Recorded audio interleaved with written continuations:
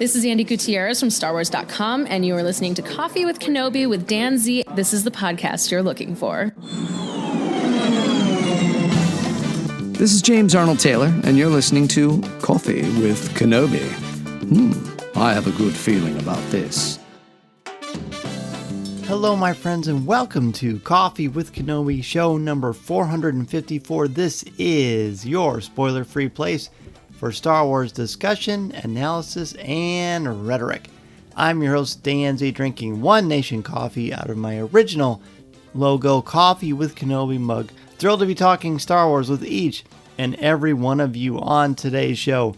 Jeff McGee joins me to talk again about the Kenner Star Wars action figure line. This week we're going to look at the first half of the first wave of Return of the Jedi. That will be explained as the show kicks off. I promise it will make a lot of sense. And by the way, it's great to be back, whether you're talking Star Wars in the films, Disney Plus, comic books, novels, collectibles, whatever it is. This is your safe space to talk all things Star Wars in a positive, family-friendly environment. So pull up a chair, grab your favorite coffee mug, and let's have some coffee with Kenobi. So who talks first? You talk first? I talk first? Joining us today for a cup of coffee is returning guest and great friend of the show from Marvin Dog Media, Star Wars Splash Page, and so many other wonderful quality podcasts, Mr. Jeff McGee. Hi, Dan. I wasn't sure who you were talking about when you said quality podcast. I was like, is somebody else on the mic and I'm just not aware? I forgot to mention humility as well. Yes. I take great pride in my humility. Very good. Well, we are very happy to have you back on the show talking about, of course, the Kenner Star Wars action figure line that brought so many of us. I mean, we've been Star Wars fans because of the movies, obviously. But I feel like the action figures are still kind of the glue that sort of held it all together. What do you think? Oh, no, that absolutely. When I think Star Wars, when I hear the word Star Wars, I think of my toys. The movies are like 1A, but the toys are number one. The movies were, because we had for the longest time, for you and I growing up, we had, basically a little over 6 hours worth of movies. And how many hours of content did we create ourselves in our backyard or our basement or our bedroom or whatever with these toys? So when I think of Star Wars, I automatically think of the toys, specifically the action figures, because that's what I spent the most time with. Right. Yeah, I would say the movies are 1 and the figures are 1A for me. So we're flipped, but it's hard. The difference is so minuscule, it's hardly even relevant. I mean, we love this stuff. We have been going through for several shows, I think 5 or 6 of these. We're just taking the waves in order when they were released and breaking them down and giving our top 5s with the eventual goal someday of doing a top 5 of the entire line, which would be kind of daunting, but I'm looking forward to that. I'm really looking forward to talking about time. This is basically the first half of the first wave of the Return of the Jedi line, which of course came out in 1983. Which figures will we be discussing today? Okay, so we're going with what's called the 65 back, and we're looking at 65A because this is the card back that had the Ewoks blacked out on it because George Lucas didn't want anything spoiled before the movie came out. So if you're looking at one of these card backs, we're talking about figures 1 through 4 and figures 14 through 17. And why are we not just doing 1 through 8, you might ask? I'm glad you asked, and I'll explain it now. There are 2 rows, and there are 4 figures on the top row that basically begin where the Empire Strikes Back figures end. So Dan was nice enough to let me pick the grouping here. So I picked those 4, starting with the Emperor's Royal Guard, Squidhead, Boosh, and Luke Skywalker, Jedi Knight. And then we go down to the next row, and we start with Weequay, Reese, General Madine, and Lando Calrissian in his Skiff Guard disguise. Those are the 8 that we're discussing, that we're calling our top 5 from this evening. Yes. Thank you for explaining that. I think that's important because I know people, when they are listening, they try to rank these with us as well. So which I think is a lot of fun. The more interactive we are at Coffee with Kenobi, I think the more fun it is. So let's have you start with your number 5. I had a counseling session with Jeff before that even if we have the same figure, we're both just going to go with it and keep them on our list because we're going to have different ways to explain it. So hopefully the counseling session paid off. I think so. And my number 5 may surprise a few people Ooh. because my number 5 is widely regarded as one of the lamest of the characters and action figures that ever got a toy. My number 5 is General Maydean for a couple of reasons. Ooh.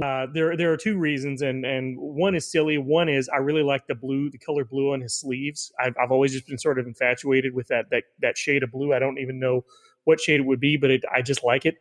And 2, this was the first of the Return of the Jedi figures that I ever got. My mom Oh. came home one day from the store and she had a small bag. She had gone to Walmart and she had the groceries and then she had a small bag and she said, "Hey, this is for you." And I had no idea that she had gotten me anything. There were 3 figures in there, and one of them was General Maydean, the other was the Biker Scout, and the third, this is going to shock everyone. I cannot remember exactly what the third one was. I want to say it was Chief Chirpa. Hmm. But General Maydean was the first one that I saw and the first one that I opened. And so I've always had a soft spot for this character because I wondered, who was this guy? Who is this? Is somebody we don't know. This is cool. He's got that really cool beard, and he had that scepter, that little baton thing that he could point at things with. And I liked pointing at things as a kid. So I liked a figure who could point at things. But mostly he stayed with me for that nostalgic reason, but also mostly because I just really like the design of this character. He looks like a commander, looks like somebody in charge. And I realize that he is lame and he probably would not show up on anybody else's top 5 list. But I would like to point out that my buddy Chris Sheets picked up one of these on card for like $20 a couple of weeks ago and posted it on Facebook. So he's one that you can still get on card fairly cheap as well. So that's why General Maydean is my number 5. I'm looking at this because, of course, I've got all of my, I don't know if I should say, of course, but if those of you listening who are not aware, in front of me, I have a number 1, 2, 3, 4, 5 shelves from IKEA. These are the longer shelves there for picture frames. And I've got all of my Kenner action figures up there out of the box with their accessories on them. So I can just look at them all the time because this is really, of course, where it started along with A New Hope. So I'm looking at General Maydean while you're talking about him, and I never would have given him a second look. But when you said that, the blue sleeves are very striking. He has a fantastic beard, and there's quite a bit of character in that face. So I love this. I love that it's a deep cut, and I like the surprise. The only thing I would ding it for is the fact that he does not look very much like the actor who portrayed him, because that guy had much more like early '80s hair than this guy, but had shaggier hair. But that's what makes this guy look a little bit more militaristic, I'll say. Well said. Well said. Well, my number 5, and I should point out, and I believe I point this out every time we do one of these shows, but I pick these not based on the characters themselves, their arcs, or their place in the Star Wars timeline or mythology, but just how the figures looked and how they affected me when these first came out. That's how I made my list. I don't know about you. Mine was it's a bit of everything. It's a bit of everything, yeah. Yeah, bit of everything. This whole line obviously is a standout, but the wave of Return of the Jedi, the first, not only the ones we're talking about today, but the ones we're going to talk about next time, there's just a ton of excellent, exquisite ones. It was very hard for me to narrow down a top 5, as you know, Jeff. But for me, my number 5 is Weequay. A very unique figure. I love, it does the thing that Kenner does with a lot of their figures where the hands are posed to do only one specific thing, which for some people might be kind of problematic, but it's sort of cool here because you know what the purpose is. I love I don't know if it's called I think the vibro axe is what the Gamorrean guards have. So I'm not sure what this thing is called, but I love that he's got the I don't know what to call it. It's not hair, but basically it looks like hair that drapes like a braid, around. Yeah, basically I love the skin tone and color. There's just a lot of texture and character to it. And again, what Kenner always did was they had such unique, powerful sculpts that weren't really duplicated for other figures. And it really just made this one stand out to me. Plus, it was such a unique looking alien. It reminded you of something you might have seen in the cantina from A New Hope, but this one took it to another level. Absolutely. And I'm one of those people that has a problem with hyperposed figures. I hated that with the Power of the Force 2 line that came out in 95. But I don't mind with the Weequay because, like you said, he's posed in such a way that it can be an action pose because he can either be standing standing at attention with his it's a vibro blade of some sort, a pike of some sort, or he can be about to hit somebody with it. And the way that they've got his legs are sort of he's leaning over to one side. It can be neutral or action, and that's really cool. And this is one of those figures that I talked about the blue on General Madine sleeves. He has a lighter blue on his sleeves, his undersleeves, that you don't see in any other. You don't see that color in any other Star Wars toy. Oh, true. It's sort of the same shade as the blue milk that Luke drank in A New Hope. Oh, there you go. And I always like that as well. Yes, for So sure. good call there. I like that one. Awesome. All right. Well, very good. What is your number 4? My number 4 is the one spoilers non-human as far as we know character on my list, and it's Reeese. And I struggle with this one because Squid Head has a lot going for him, but I won't say any more about that in case he shows up on yours. But Reeese, I always liked because he looks like he's wearing like a velour leisure suit, like a velour tracksuit. And I just always like this figure because his head is huge, and he's got those three huge eyes, and he's got his hands look like clubs, and it was his features are just so unique and so sort of overdone that he always was interesting to me. And I just loved, for some reason, I was always just really drawn to this again, that sort of tracksuit thing he was wearing, because it's like this like dark brownish maroon. And then his shoes look like high top sneakers. So this guy is just he's ready to go in any social setting. And the other thing that I liked about him is Kenner got away from this when they got to the Empire Strikes Back line, but you saw this a lot with the Star Wars line. It's part of the Empire Strikes Back is they would have one hand where they could hold their weapon, and the other hand was in a neutral pose.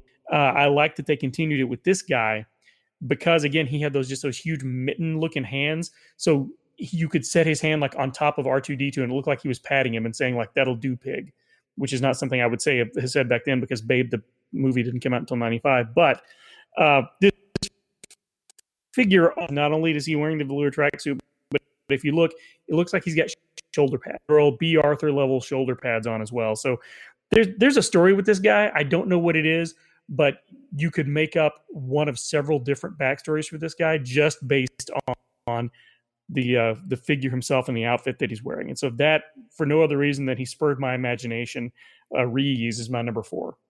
Great. No, it's a very striking looking figure for sure. But my number 4 is one that when I saw this one on the back of a card, I thought, okay, he's back. What is he doing? What is he wearing? I was so intrigued by the mystery of Lando Calrissian being back in this movie, which I knew he was because at the end of The Empire Strikes Back, he and Chewie set out to find Han Solo. This is Lando Calrissian's skiff guard disguise. I didn't know anything about what was going on. When you first see the figure, before you open it, at least I wasn't immediately aware that you could take the actual helmet off. If memory serves, I haven't seen one on card in a while. But it was in a bubble above his head. Was it really? Yes, which is what got me excited. This figure is my number 3, so we can have a good long discussion about it now. Oh, yeah, yeah, sure, that's fine. But okay, that's interesting. Because for some reason, maybe it's on the back of the card itself. He's wearing it. He's wearing it. On the card. He and Bouche both had the Bouche's helmet was up above and a little bubble above her head as well. Okay, well, I just don't remember that at all. But I remember just really being entranced by that. The design of the uniform that he was wearing, again, a very, very cool looking weapon. And then when you actually open the figure and you're able to take the actual helmet off itself, and you can see Billy D. Williams / Lando Calrissian under there. I just thought it was cool because I love the play opportunities for the disguise options. I wish that for the original wave or the original couple of waves of Star Wars New Hope that we got Han and Luke in Stormtrooper costumes. Of course, I always bought an extra Stormtrooper and said, "Oh, that's Luke, that's Han." I'm sure a lot of people did as well. But for Lando, it was just cool that you had the option to do a little bit of show and tell or make him wear that disguise when you were going to sneak around Jabba's palace. And again, a lot of these for me, the way I'm ranking them is how I felt before I saw Return of the Jedi for the first time. And I saw it the first day it came out. So it was just kind of the lead up to that and the excitement of what could possibly be the mystery of why he's wearing this costume. So that is my number 4. Well, and again, it's my number three for all the reasons you mentioned, and the fact that this was, I believe, this was the first Star Wars figure we got that had a removable headpiece of any kind. I believe so. We'd had capes and everything. This was the first time that we got one that had a helmet that you could take off. And oddly enough, I still have mine. I hung on to the helmet. And that helmet, you mentioned that, Kenner was kind of really firing on all cylinders with this line. This was the first one. We talked about this in Talking Toys, that you saw a progression from the Star Wars toys to the Empire Strikes Back toys, but you really saw a technological leap between Empire and Jedi because they knew these were going to sell. They didn't seem to put as much work into the first wave of Empire toys because nobody really knew what was going to happen with the movie, if it was going to be a hit or whatever. And once they knew that they had a cash cow, they just opened up the floodgates for creativity. And that mask, to be such a small item, has so much detail on it. They've even sculpted out the little tusks.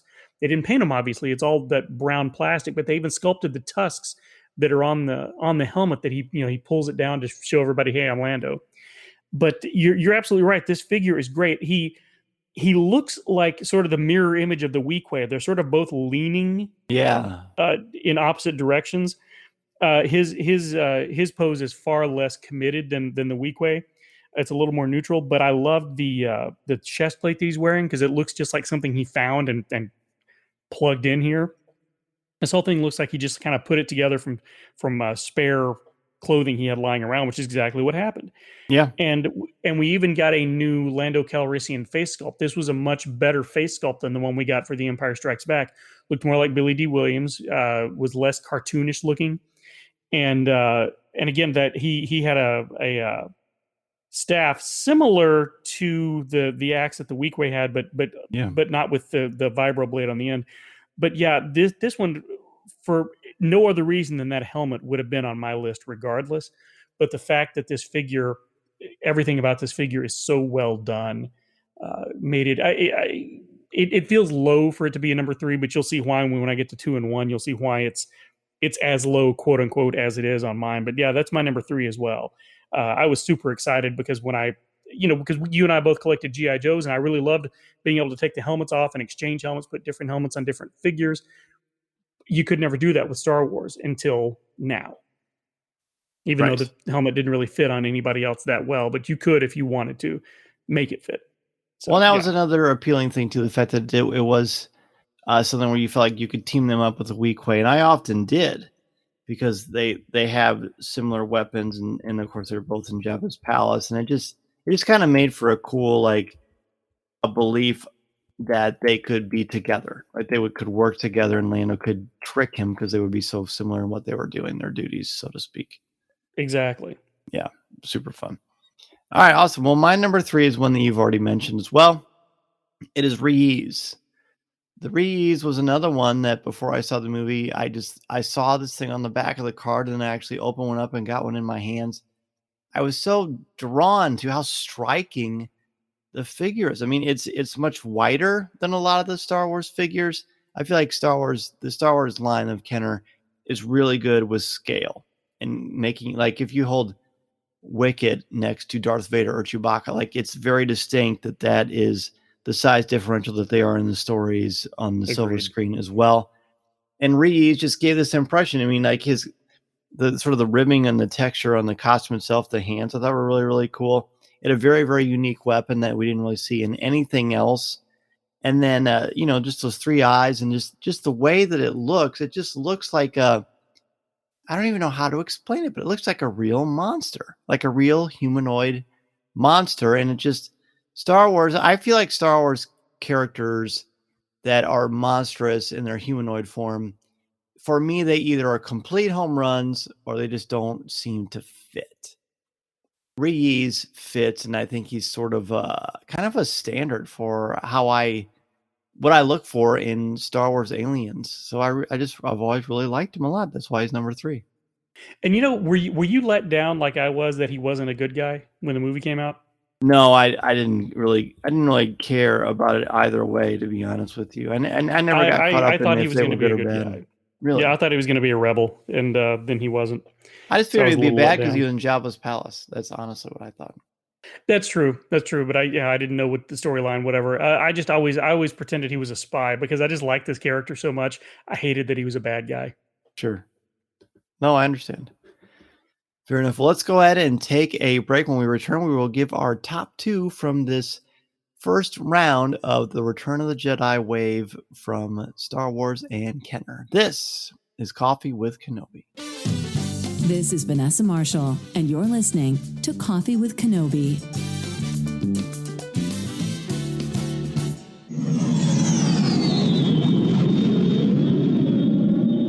With travel beginning to open up and Walt Disney World and Disneyland reaching full capacity, this is the time to book your Disney World vacation with MEI and Mouse Fan Travel. Their signature service and expert advice will help clients maximize their vacation, time, and dollar. I use Becky Menken and MEI's incredible services all the time, both for family and for travel for the show, because of their no cost, no obligation quote when you use the service. Plus, they proactively adjust a booking if the rate goes down. Literally, I will wake up one morning and I will get an email from MEI saying that the price went down, and I will get a refund sent to my credit card right away. I don't have to do anything. They help your family enjoy everything Galaxy's Edge and the Disney theme parks and the cruise lines have to offer, can help you plan every detail, and always share invaluable tips. That's for Walt Disney World, Disneyland, the Disney Cruise Lines, or other cruise lines. It doesn't have to be Disney related. They literally can help you plan a vacation anywhere on the planet. Be sure to go to www.coffeewithkenobi.com/mousefantravel and sign up for a free no obligation quote to any of the Disney theme parks on the planet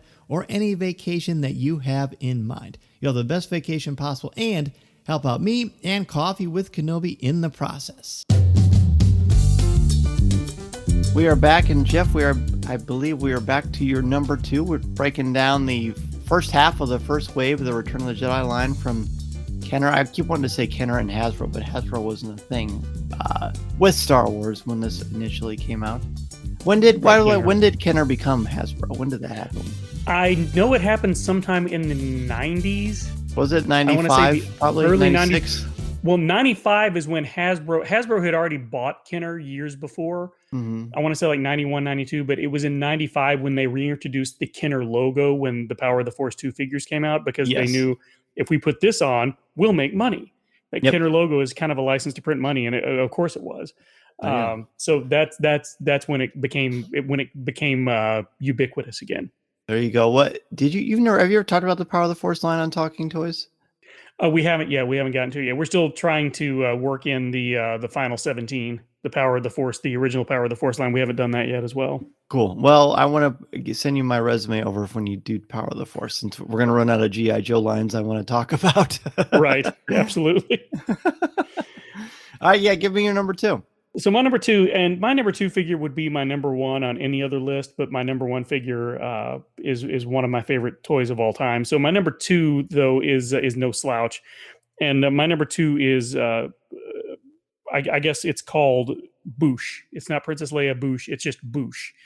I loved this figure. Again, I was a huge fan of the Mask toy line in when it came out in like 85, and so this was sort of a precursor to that, because she had the soft plastic mask that would fit over. And this one looked more screen accurate than any figure up to that point that we had gotten. Everything about this figure was great. I loved the way that they had the bun sculpted on the back of Leia's head, that really tight bun, so that the helmet would fit over it. I loved the yellow of that helmet and the way it was sort of molded till you could tell how everything looked, and that it was a little rigid underneath. And I love the little voice vocoder thing they put at the front of it. The really long gun that she had that matched what she had in the film was great. And in one hand, she's holding, I believe, no, she doesn't. I was thinking in one hand she had a thermal detonator, but I don't think she does.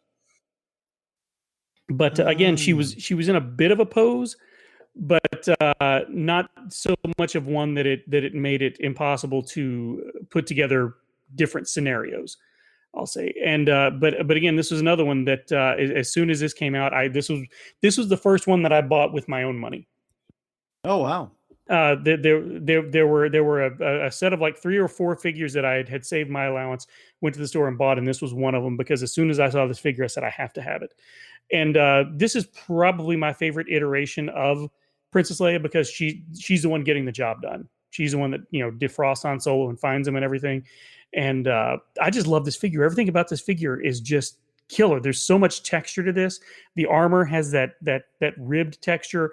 The cloth, especially coming down off of her over to the left side, that's draped down and flowing out the way they did that. It's just really remarkable. Everything about this figure is just perfect. And like I said, any other list, it would be my number one. But as of now, it's my number two for everything that I mentioned. And I mostly that mask alone would put it in at least number two status anywhere else, because it's just such a great mask. It is, and the idea that it's a precursor to the mask line is actually quite astute, especially because of the build. Because all of the like Matt Tracker and all of those figures were very slender. But that's a great one. I love that one too. Mason was very adamant that I put that one very high on my list. Oh, good, smart kid. Yeah, indeed. But I did not put her on this list. Well, maybe she'll show up, maybe she won't. But my number two is Squid Head. Nice. Squid Head is an amazing figure. This is another really one. Is. Squid Head and my number one were the first two figures I had from the Return of the Jedi line. So they are just automatically going to be very high there. But the cloth cape, the extended fingers, the many tentacles around his mouth, the sculpt of the head alone, the fact that it was so layered, and even below it had the cloth features, and the pistol or the blaster itself was cool. It just looks like nothing I'd ever seen before.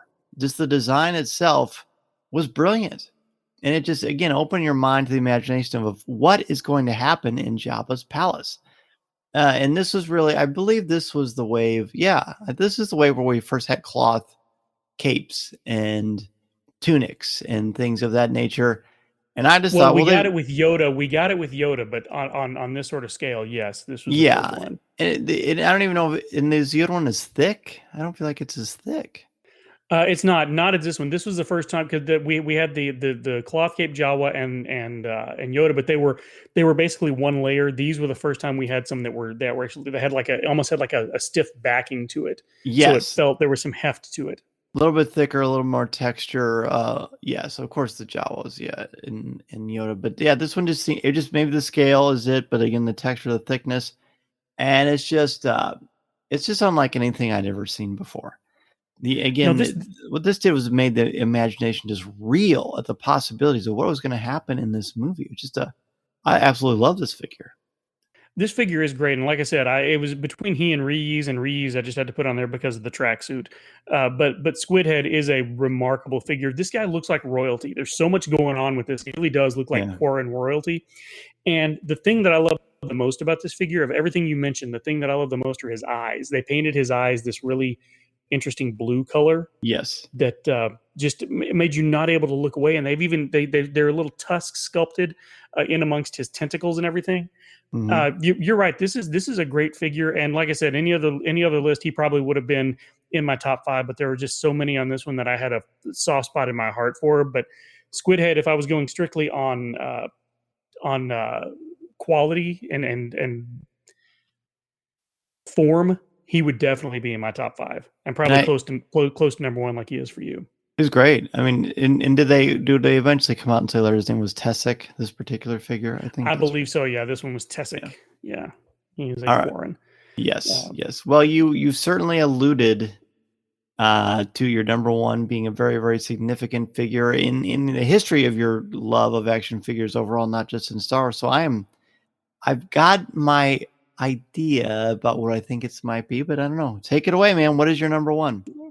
Well, my number one is one of my favorite toys of all time. And when we do get around to doing our top five, you can, of the whole line, you can rest assured this guy will be on there.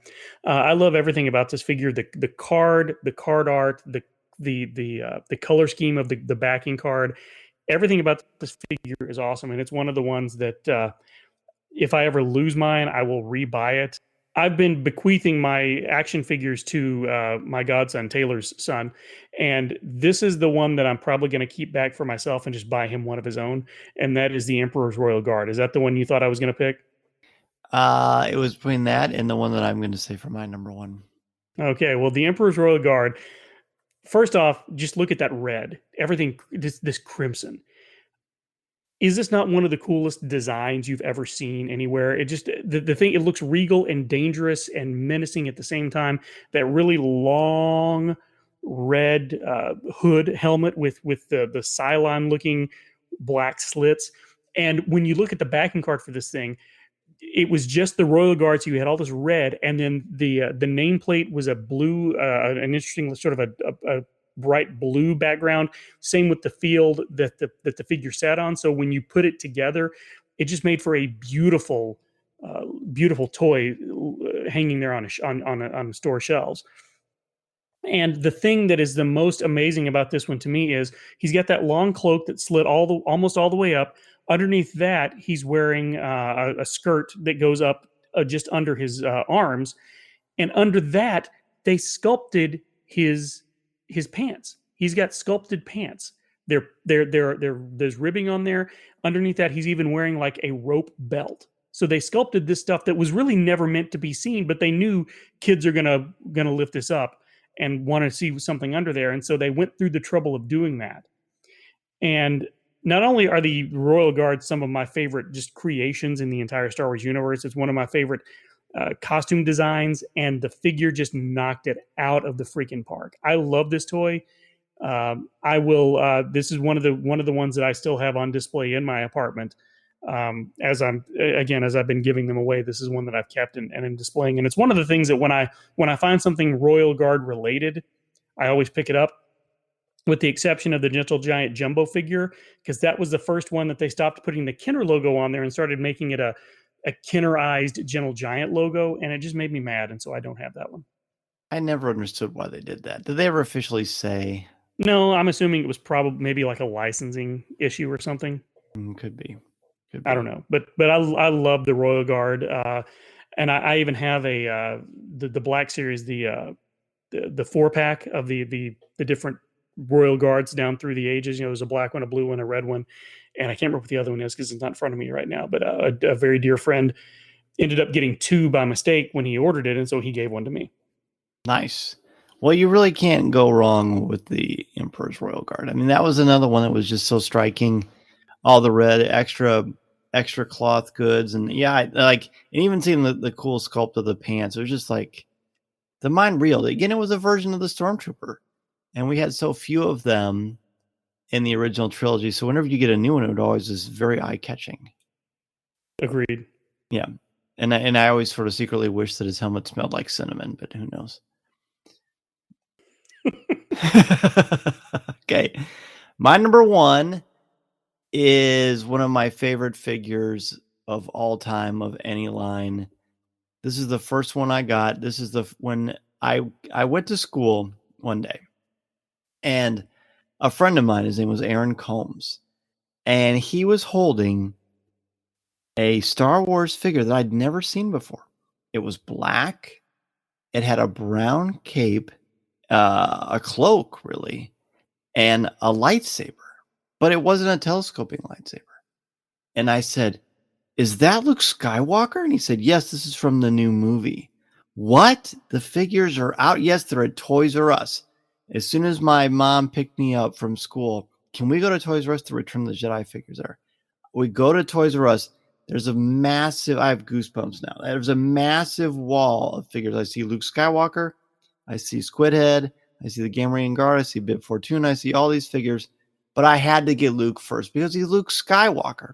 And you see the black and you think, oh my gosh, he's going to be an awesome Jedi Knight. I can't wait to see this movie even more. The fact that you could take the cloak off and he looks super cool with or without it. It's just one that is always struck me as the ultimate Luke Skywalker version of Luke Skywalker anyway. I mean, if hard pressed, I might pick the Hoth one over it, but I don't know. It's really hard to say. I like that the variations, again, the new style of the lightsaber. And then when the special editions came out, even though it's not really related to this, that when Return of the Jedi came out in March of 1997, they had a special movie theater edition of Luke Skywalker. And when I got there, they had already gotten rid of all of them. So there was a kid a couple of rows in front of me. He was probably just a few years younger than me. And for some reason, I decided, I don't think he cares about that figure. So I went up to him and I said, hey, I'll buy that figure from you. And I gave him $25 and he gave it to me on the spot. And it's still one of the crown jewels in my collection. I love everything about this figure. I mean, it's Luke Skywalker Jedi Knight. What can you say? Agreed. It is a great figure, and I think I paid $50 for that same figure at a con a few months later because I didn't go to a theater that was giving them away. But I do remember that, and that was great. And I remember when I got mine at a Toys R Us as well in Dallas, in Mesquite actually. And I was surprised, and I don't know why I was surprised, but I was surprised when it wasn't a telescoping lightsaber because the Bespin Luke Skywalker didn't have a telescoping lightsaber either. Oh, that's right. And for that matter, neither did the Hoth Luke Skywalker. So I don't know why I was surprised. And Yeah, Bespin same. Luke is probably my favorite of all the Lukes, but this one is a close second. This is a great figure. Do you remember, did your cloak have a snap or did it just slip over his head? Yeah, I'm looking right now. It's got the snap. Mine too. We got them when they first came out. They removed the snap and just went with they sewed it shut and it would slip over his head. After that, I assume because it was cheaper to produce. But yeah, I loved that figure. And again, going back to the card art, it was a great image on that card. And there were also a couple of variations on this one where there were some where he had like it was his tunic was almost brown, like a dark brown instead of black. But I've never seen that one. All of mine are black. Mine, I'm looking at mine's brown. Interesting. Yeah, I think it was brown. probably just a distribution deal. And I always loved that his gloved hand was painted black. Yes, because he's wearing the glove there. So yeah, that's a great figure, and I love that one. And it really does kind of it's more Dorothy Hamill than Mark Hamill with the hair and everything. But I don't even mind. No, because everything else about that figure is so cool. Yeah, it's a standout. It's gonna. I can't imagine it won't make my top 5 of the entire line. I absolutely love it. I didn't know if that was going to be your number 1 or the Emperor's Royal Guard, but now we know. Yeah, Royal Guard all the way. Anything? I do like the Luke, but I figured it would be on yours. Oh yeah. Well, are there any figures you? I mean, we pretty much covered most of them. But is there anything you want to say about any of the others? Well, see, I think we did actually talk about every single one of them at some point. So yeah, I like I said, this was a great little mini portion of the line, and there's really not a stinker among these. Like I said, General Madine is probably the only one that people would dismiss out of hand, and that's one of the reasons I wanted him on my list because I have a thing for underdogs. But even General Madine is just a really cool figure, and the only reason he's got a figure is that he had more scenes in the original cut, and they got excised out of the film. Otherwise, he probably wouldn't have even had a figure. So probably not. Yeah, this was just a really, really great line, and I'm really looking forward to the next 9 that we discussed because they just go from strength to strength. As great as these are, there are just as many winners in that next line as well. I agree. Although there are some very, very special ones to be sure. Listening to Coffee with Kenobi, you are, with Dan Z, the podcast you're looking for. This is... yes.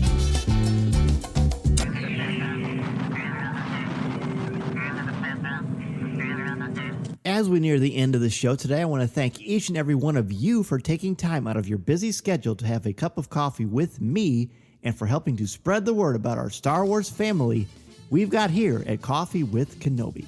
Be sure to tune in Monday nights at 8 o'clock p.m. Central Standard Time on Facebook Live at www.coffeewithkenobi.com/live or www.facebook.com/coffeewithkenobi and have a cup of coffee, tea, or any beverage of your choosing with me as we continue the conversation. To join us in the CWK Cafe, which is our Facebook group, and share your Star Wars thoughts, comments, reviews, and opinions in a family-friendly, spoiler-free place that is also drama-free, go to www.coffeewithkenobi.com/community and be part of the conversation, talk about this week's show, or just talk about some Star Wars. We have a lot of fun, and you'll make some new friends, as well as catch up with longtime friends along the way. I also want to thank all of the new and longtime members of the CWK Alliance and let you know how much I appreciate your help and encouragement. If you want to join the CWK Alliance, go to www.cwkalliance.com and sign up today. Not only will you help out Coffee with Kenobi, but you also get access to CWK Pour-Over, the exclusive weekly podcast not heard anywhere else. It's a great way to support and help out the show, and 10% of your monthly contributions go directly to the St. Jude Children's Hospital to support the incredibly important work they are doing to help these brave children and their families. Plus, contributors at the CWK All-Star level can watch a video podcast of CWK Pour Over hosted by me, Tom Gross, and Corey Clubb. Feel free to reach out anytime if you have any questions. In addition to being part of the community on Facebook, please don't forget to visit our website at www.coffeewithkenobi.com for Star Wars news, announcements, reviews, videos, and so much more. If you have a question for me or just want to share your thoughts on the air, feel free to email me at danz@coffeewithkenobi.com and I'll share them on the show. You can also connect with me on Twitter at Mr. Zaire, MRZEHR, or on Instagram at DanZareCWK. There are also a lot more ways to connect with me and Coffee with Kenobi on social media. Follow us on Twitter and Instagram. Give us a like on Facebook at facebook.com/coffeewithkenobi. Check us out on Pinterest or subscribe to our Coffee with Kenobi YouTube channel. On our YouTube channel, you can find Facebook Live video, different interviews throughout the years, highlights of video coverage throughout the Coffee with Kenobi history, and the audio podcast itself. You can order my book, The Star Wars Book, which I co-wrote with Lucasfilm's Pablo Hidalgo and Cole Horton, on Amazon, Barnes & Noble, Target, Books A Million, Walmart, or anywhere books are sold.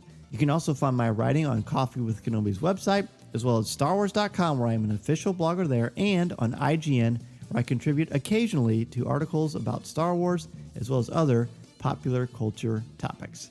If you are considering starting a podcast or a blog, let me know how I can help you get started and make your creative vision a reality. Be sure to check out danzmedia.com and we can get the process started. I am also available to come to your school, conference, business, or organization to talk about how to tap into your strengths and help you bring out your very best. I want to inspire you to be inspired so you can take that first step into a larger world. Thanks as always to our Coffee with Kenobi sponsors, especially MEI and Mouse Fan Travel, our travel partner and your one-stop shop for all things Walt Disney World, Disneyland, the Disney Cruise Lines, or anywhere on the planet you want to go on your vacation. Please go to www.coffeewithkenobi.com/mousefantravel to book your magical vacation and help support Coffee with Kenobi in the process. If you like the show, please tweet out that you're listening, share it on Facebook, or invite your friends and family to tune in and share a cup of coffee with us. And if the Force is especially with you, please take a couple of minutes to rate and review the show on iTunes or Google Podcasts. Every review makes a huge difference and helps to spread the word, and I can't thank you enough for your help, for your support, and your friendship. I love so much being a part of this wonderful Star Wars community, and I can't thank you enough for all that you do for me and Coffee with Kenobi. Well, yeah, you're right. We covered every single one. I love it. I love that your number 5 it's very fun to, of course, chat Star Wars with you anytime, but talking toys is particularly special to me because I listen to you and Taylor all the time on my podcast feeds. Please let everybody know where they can find all of your great work. Well, as Dan said, you can find them on any podcatcher that you use. You can just look up Marvin Dog Media, and you should find most of my shows. But Talking Toys with Taylor and Jeff, the pilot episode, the Saturday Morning Supercast, and Bantha Banter are the names of the individual Marvin Dog Media shows, along with Star Wars Splash Page. Let me say that again. Star Wars Splash Page, which is the comics podcast I do with our friend Matt Moore every week, where we cover the latest releases in Star Wars comics. And you can find links to all of those at marvindogmedia.com. And plus, Dan, anytime you say the words talking and toys back to back like that, you owe me $5. I don't know if you're aware of that. Oh, yeah. But I've been keeping a tally. I trademarked the term. So anytime anybody says talking toys, I get $5. The problem is enforcing that because I never hear anybody say it. But yeah, those are all available wherever podcasts are sold. And Taylor and I have the next line that we have coming out. You know what? I don't even remember. We recorded it so long ago. I just moved back in August, and so we recorded a bunch of shows in preparation for that move, and I don't even remember what the last show we recorded was, other than the last one to be released was the one that we did with you, the next wave of G.I. Joe, and we had a blast with that one. Oh, an amazing time. I always love talking G.I. Joe, especially when I get to talk about it with you two. Well, Jeff, thank you, of course, for coming back on the show. I can't wait to talk more Star Wars, Kenner, and action figures with you, my friend. This podcast is not endorsed by the Walt Disney Company or Lucasfilm Limited. It is intended for entertainment and informational purposes only. The official Star Wars website can be found at www.starwars.com. Star Wars, all names, sounds, and any other Star Wars related items are registered trademarks and or copyrights of Disney and their respective trademark and copyright holders. All original content of this podcast is the intellectual property of Coffee with Kenobi unless otherwise indicated. This is the podcast you're looking for.